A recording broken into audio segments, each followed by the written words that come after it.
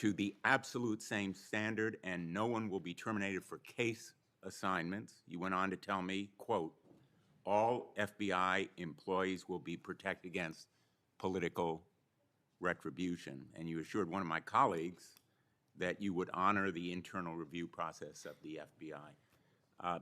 I'm not going to mince words. You lied to us. In the short time that you've been FBI director, you've presided over a rash of retaliatory firings. 3 FBI agents have recently sued you.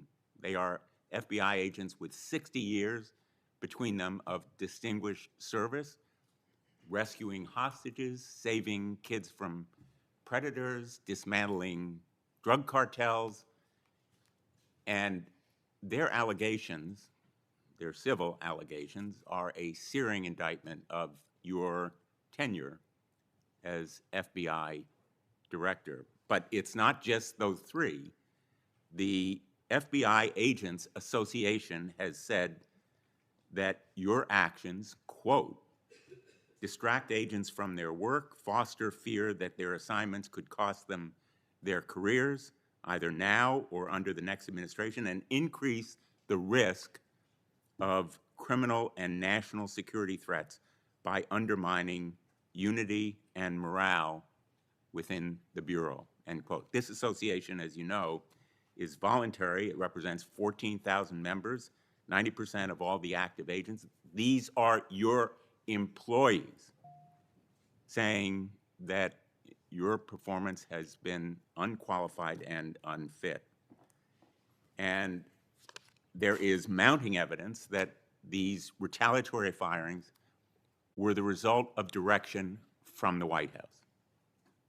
There have been instances in the past history of the Bureau of political interference and political direction from the director's office, but not the kind of institutional interference that we're seeing from the White House right now. I'm going to ask you, has anyone from the White House contacted you about personnel decisions?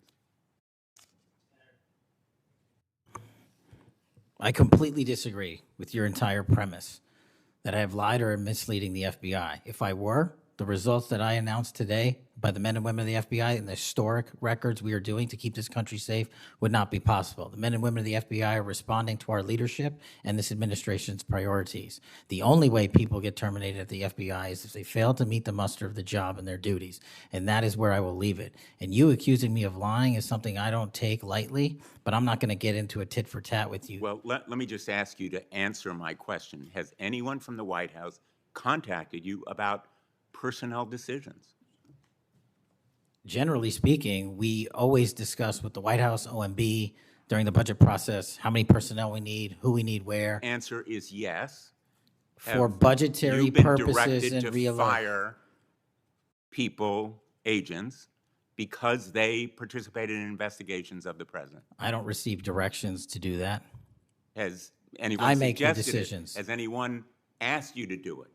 The best information is, yes, you've taken suggestions and direction from the White House in firing qualified agents.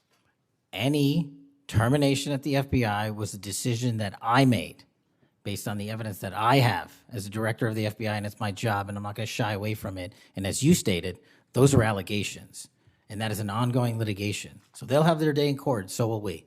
The allegations are not just in that lawsuit, Director Patel, and I think your testimony confirms that, in fact, you've taken direction from the White House. I don't. In those retaliatory firings. It literally does not. Because you've acknowledged that, in fact, they have been in contact with you about personnel decisions. The White House has been, do not put words in my mouth, we're on the record. The White House, like any administration, contacts its agencies on the budgeting process and where it needs personnel and where the mission priorities are. That always happens. If they didn't do that, they would be abdicating the responsibility to law enforcement. I will always work with my partners in the chain of command at the Department of Justice and the White House to ensure that this FBI is delivering the results we are delivering, to include the lowest murder rate in modern U.S. history, to include the most fentanyl seizures in modern U.S. history, to include the most lives saved and the most children found in modern U.S. history. That is a working FBI. That is not a failing FBI. Let's move on to a related area. In White House discussions, have you been asked or directed by the White House or others to engage in a crackdown on political groups or organizations, nonprofits, after the murder of Charlie Kirk? To direct at political organizations? No. I've been asked by my chain of command to properly root out criminal activity wherever it is in whatever investigation we are conducting, and that's what we're doing.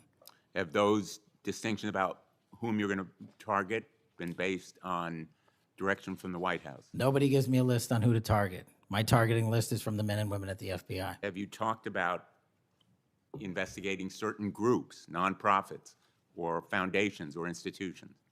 Whatever those investigations are, they're ongoing, and I'm not going to get into those. Have you used polygraphs to determine loyalty of agents? No. Have you committed that you will respect the First Amendment rights of agents? I have wildly committed to respecting the First Amendment rights of agents, but at the FBI, you have to balance your First Amendment rights with your mission. Have you imposed any sort of loyalty test in the course of using polygraphs or in any of the other personnel decisions? Polygraphs have been utilized at the FBI for decades. They will continue to be utilized in the fashion by the professionals that administer them. Have you asked under the polygraph test about individuals' loyalty or about their voting records or any kind of past statements? Just to make it abundantly clear, I don't tell the professionals how to conduct polygraphs or what questions to ask. They make those decisions. And I, as the director of the FBI, never ask anyone who they voted for. Have you investigated donors to a political party simply because they are donors? Simply based on that fact alone, no. Have you investigated donors for another reason? Many donors may be involved in criminal enterprises and criminal activities, and those individuals will be investigated. Can you commit to make public the Epstein files that so far have not been released if this committee is able to review them on a classified basis? I think this is an important distinction. The Epstein case file is not classified, to my understanding. So we are providing what we legally can, and we are going to give Congress what we are legally permitted to do so to the maximum extent of the law. Will you enable the chairman and the ranking member to review them on a classified basis? That doesn't make any sense. If the material in the Epstein file is not classified, there is no basis for a Well, it classified would review. protect the confidentiality of them if they were able to review them on a classified basis. If anyone in this room can get the multiple district court judges to lift their court protective orders in the ceilings, we will happily provide you with more information. Are you in favor of merging the DEA and the ATF? That's not something for me to comment on. Well, those agencies work with you, don't they? With me, not for me. Are you in favor of orienting the FBI toward a national police function as opposed to the enforcement of federal law? The FBI does enforce federal law across the country. That's what we do. But isn't it a fact that you have told the leadership of the FBI that you view it as moving toward a local and state police function?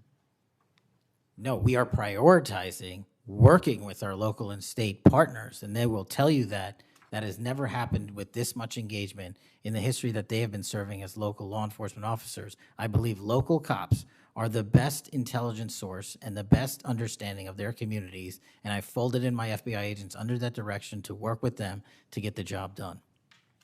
Thank you, Mr. Chairman. For the fourth time today, I want to remind people that my oversight has made clear that Director Ray's FBI was politicized.